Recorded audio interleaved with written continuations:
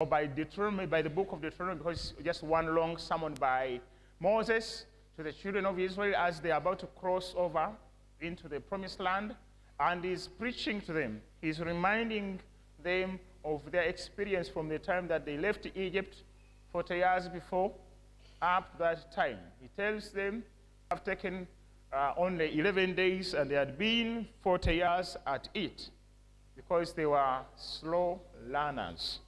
Hallelujah. They were learners. They were getting back into the same class. P1, 1 year. P2, 2 years. P3, 3 years. P4, 4 years. P6, 6 years. P7, that's why some of their bodies, some were just scattered in the wilderness. They never made it to the promised land because some were slow learners, others were non-learners. They were not learning anything. Hallelujah. But a few just were able to make it. And Paul is telling us in 1 Corinthians chapter 10 that these things happened. Hallelujah.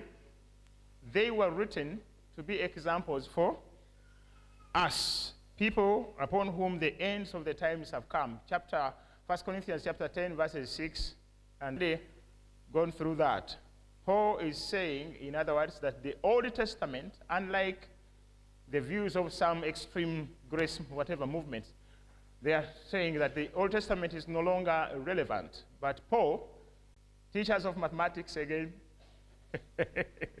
I think they're the best at giving examples before a test.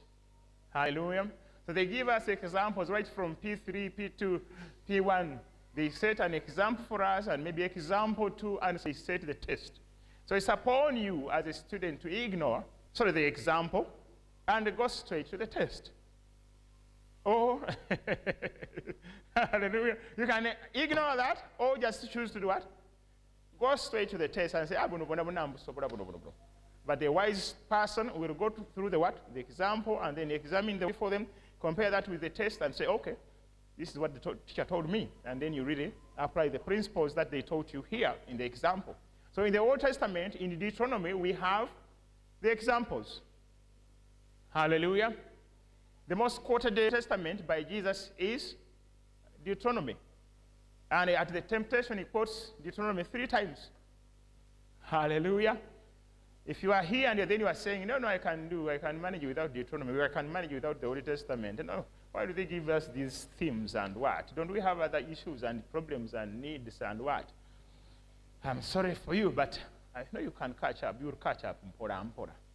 Hallelujah. You'll catch up what? Mpora, mpora. So the text is chapter 3, verses 18. Maybe we'll read verses 12 to 22. Chapter 3, verses 12 to 22.